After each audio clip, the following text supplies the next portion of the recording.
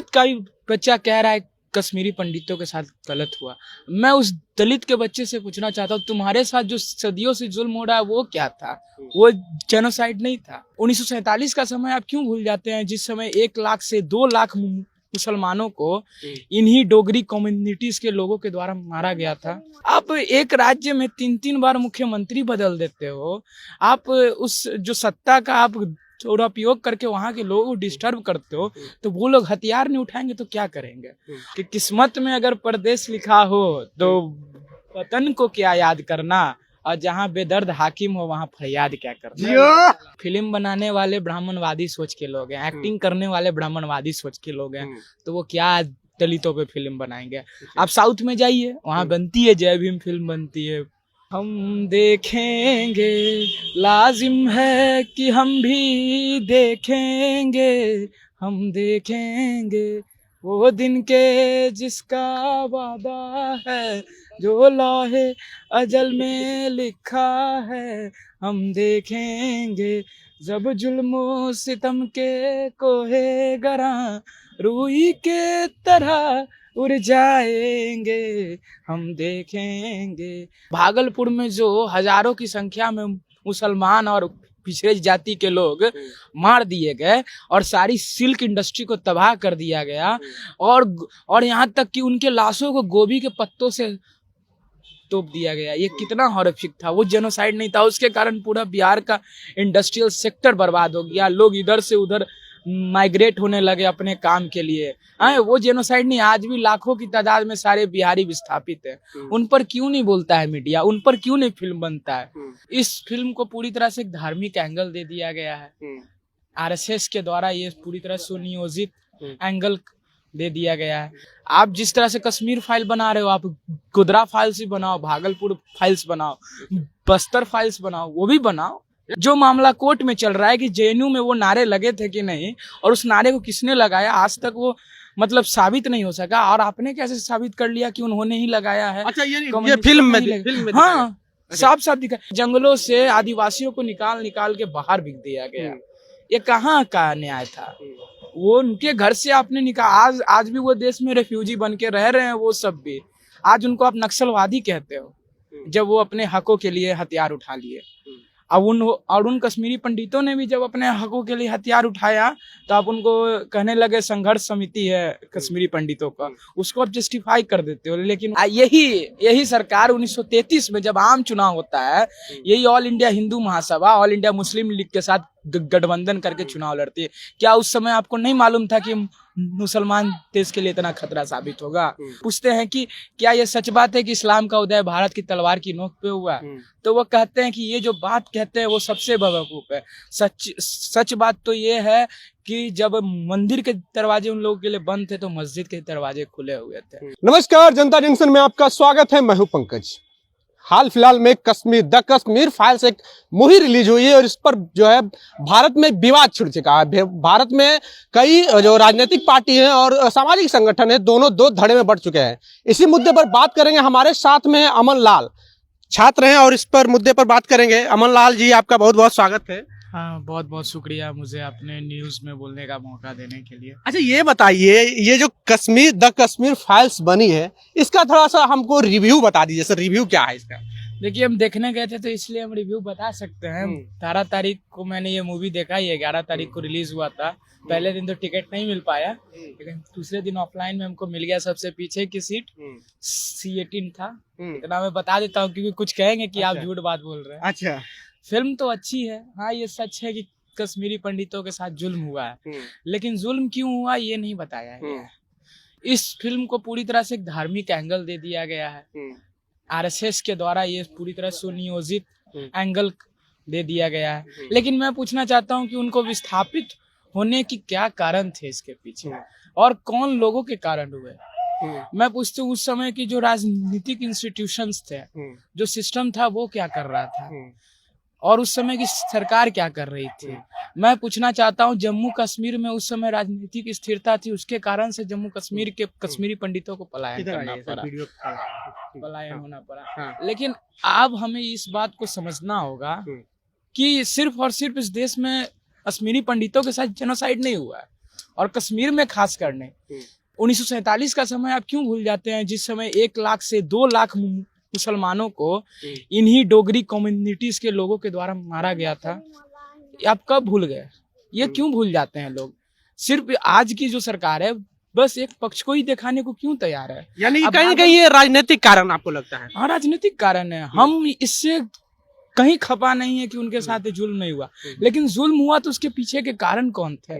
आप एक राज्य में 3-3 बार मुख्यमंत्री बदल देते हो, आप उस जो सत्ता का आप दुरुपयोग करके वहां के लोगों को डिस्टर्ब करते हो, तो वो लोग हथियार नहीं उठाएंगे तो क्या करेंगे? और दूसरी बात कश्मीरी पंडितों की, कश्मीरी पंडित को तो पहले सोचना चाहिए कि उनका देश में कैसे विलय हुआ, कैसे वो आजाद हुए, उन पे सोचना चाहिए। और वो जो 370 को मामले का हटाने की बात करते हैं, वो तो उनका उन्हीं का सिग्नेचर पाला हुआ था। उनके राजा कहते थे कि हम एक आजाद मुल्क रहेंगे, लेकिन जब पाकिस्तान ने उधर से हमला कर दिया तो इंडिया के पास आ गए कि हमें अपने में विलय कर लीजिए, हमारे जब शांत हो जाएंगे तो यहाँ आप जो हमारी जनता है वो इस बात का फैसला करेगी।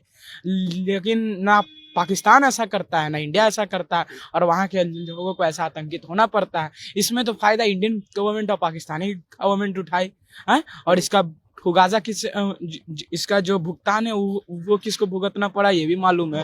वो भुगतना पड़ा कश्मीरी पंडितों को और कश्मीरी मुसलमानों को। सिर्फ एक तरफ की दुखों को मत देखिए, आज भारत में बहुत जगह है, आप छत्तीसगढ़ के बस्तर के इलाकों को देख लीजिए ना, वहां से जंगलों से आदिवासियों को निकाल के बाहर बिक दिया गया। ये कहाँ का न्याय था? वो उनके घर से आपने निकाल, आज भी वो देश में रेफ्यूजी बन के रह रहे हैं वो सब भी। आज उनको आप नक्सलवादी कहते हो, जब वो अपने हकों के लिए हथियार उठा लिए। अब उन कश्मीरी पंडितों ने भी जब अपने हकों के लिए हथियार उठाया तो आप उनको कहने लगे संघर्ष समिति है कश्मीरी पंडितों का, उसको आप जस्टिफाई कर देते हो, लेकिन उनको आप एक तरफ ऐसे करते हो। तो यहाँ दोनों पक्षों की समझने की जरूरत है। अच्छा, आपको क्या लगता है क्यों कश्मीरी पंडित का जो ये मामला है बहुत ज्यादा हाइप किया जा रहा है? क्या मामला, क्या क्या लगता है? देखिए, उठाया जा रहा है, सच्चाई तो ये है कि उनकी आवाजों को उठाया नहीं जा रहा है, उनको परगलाने का काम कर रहा है। कैसे? क्योंकि आज भी कश्मीरी पंडित कश्मीर में रह रहे हैं, इसमें कोई दो राय नहीं है। आज भी हजारों की संख्या में वहां रह रहे हैं, और उन्हें आज भी वो कश्मीरी मुसलमानों के साथ एकता के साथ रह रहे हैं। लेकिन ये मोदी गवर्नमेंट ऐसी है जो उनके शांति को देखना नहीं चाहती है। यही श्यामा प्रसाद मुखर्जी जाके पहली बार कश्मीर में स्थिरता लाने का काम किए थे। ये किसी से छुपा हुआ नहीं है, और उन्हीं में उनकी मृत्यु भी हुई थी। तो इस बात को समझना होगा, बीजेपी भारत के लिए कभी ना आज तक उपयोगी रही या ना रहेगी। और इस फिल्म जब ये आया है, एक बात बताइए कि ये अपने आप को सुप्रीम कोर्ट से भी ऊपर समझ लिए हैं विवेक अग्निहोत्री। जो मामला कोर्ट में चल रहा है कि जेएनयू में वो नारे लगे थे कि नहीं, और उस नारे को किसने लगाया, आज तक वो मतलब साबित नहीं हो सका। और आपने कैसे साबित कर लिया कि उन्होंने ही लगाया है? अच्छा, ये फिल्म में हाँ, साफ साफ दिखा। ये पूरी तरह से फिल्म को देखिए, फिल्म के क्रोनोलॉजी को देखिएगा तो पूरी तरह से ये एक तरफ मतलब लेफ्टिस्ट लोगों को बदनाम करने की साजिश है। लेकिन सच्चाई तो ये है कि देश की आजादी की लड़ाई इन आरसीएसियों ने नहीं लड़ी थी। 1947 में ये कांड हुआ, जहां से इसका मतलब शुरुआत हुआ है कश्मीरी पंडितों और कश्मीरी मुसलमानों में ये कन्फ्लिक्ट। 1947 में आरएसएस के सय में डोगरी कम्युनिटी की सेना, जो हरि सिंह की सेना 1 से 2 लाख मुसलमानों को मारने का काम करते हैं, वहीं से दोनों कम्युनिटी के बीच में असंतोष की भावना फैल जाती है। इस बात को समझना होगा। यही मुसलमान गए थे कश्मीरी पंडित के पास कि आप कुछ कर सकते हैं, डोगरी कम्युनिटी वाले हमको छोड़ नहीं रहे, लेकिन कश्मीरी पंडित अपने आप को तटस्थ कर लिए थे, और वही कारण है कि आज इनके साथ ऐसा हो रहा है। आप जो कह रहे हैं लेफ्टिस्टों की बदनाम करने की कोशिश की जा रही है, कन्हैया कुमार का सीधा सीधा नाम आ रहा है, तो वो तो अब लेफ्टिस्ट नहीं, वो कांग्रेसी हो गए, तो आप लोग को इसमें क्या आपत्ति है? तो हम उनकी बात भी नहीं कर रहे हैं, लेकिन जब ये बात उठ रही है तो ये तो सारे कम्युनिस्टों पे, और इनको मालूम नहीं कम्युनिस्ट क्या थे।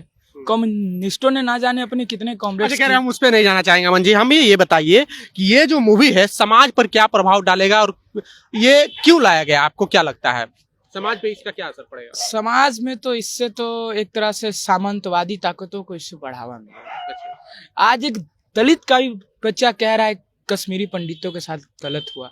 मैं उस दलित के बच्चे से पूछना चाहता हूँ, तुम्हारे साथ जो सदियों से जुल्म हो रहा है वो क्या था? वो जेनोसाइड नहीं था, वो क्या था? ये भी तो सवाल बनता है। सिर्फ आप एक पक्ष को देख रहे हैं, दोनों पक्षों को देखिए।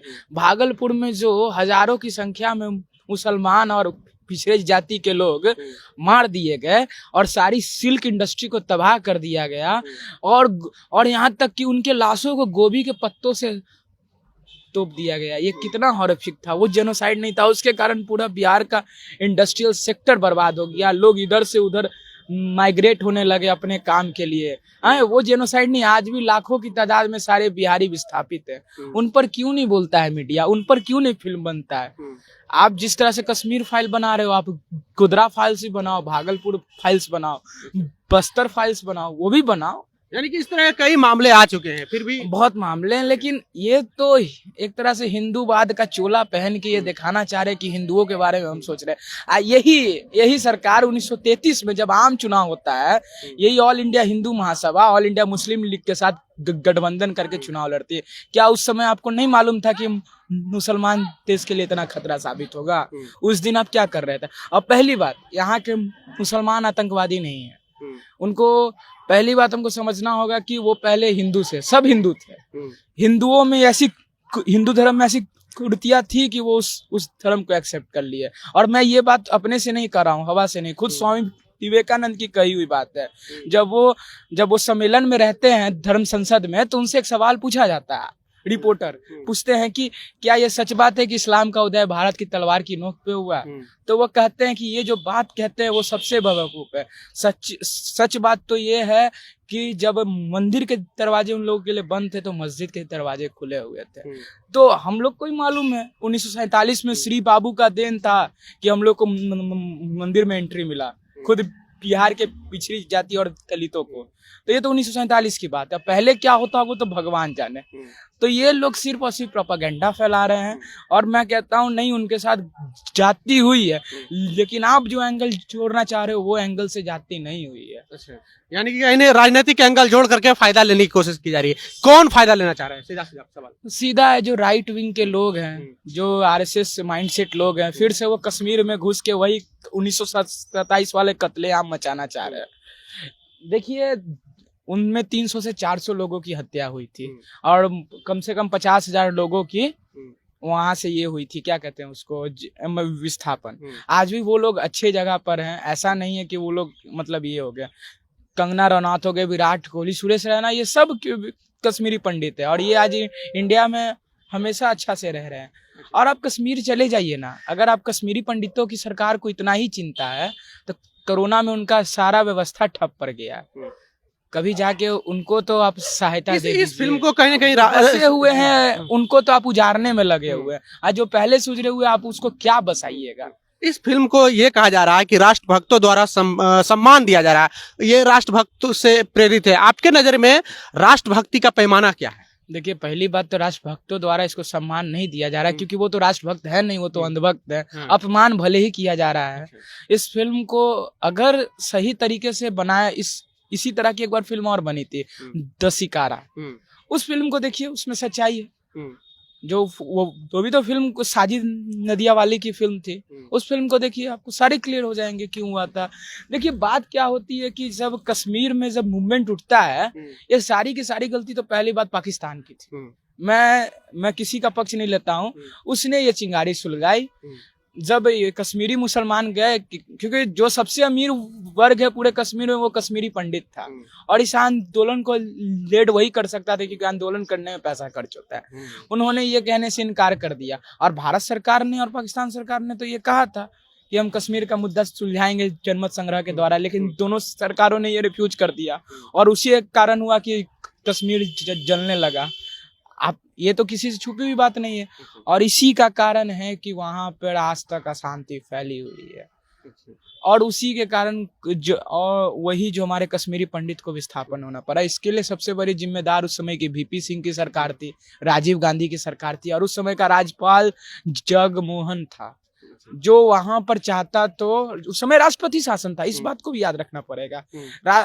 वहां पे राज्यपाल को पूरा पावर था, ये नहीं कि फारूक अब्दुल्ला आपको ये मतलब खींच रहे थे कि नहीं करना है आपको ऐसा। आपके पास हाथ में पावर थी, आप चाहते तो 1 मिनट में शांत करवा देते हैं। अच्छा, ये बताइए, अभी जीतन राम मांझी जो कि बिहार के पूर्व मुख्यमंत्री हैं, वो उन्होंने कहा है कि दलितों और पिछड़ों पर, खास आदिवासियों पर बहुत अत्याचार हुआ है, उस पर क्यों नहीं फिल्म बनती है? इन पर आपकी क्या प्रतिक्रिया है? तो भैया, फिल्म बनाने वाले ब्राह्मणवादी सोच के लोग हैं, एक्टिंग करने वाले ब्राह्मणवादी सोच के लोग हैं, तो वो क्या दलितों पे फिल्म बनाएंगे।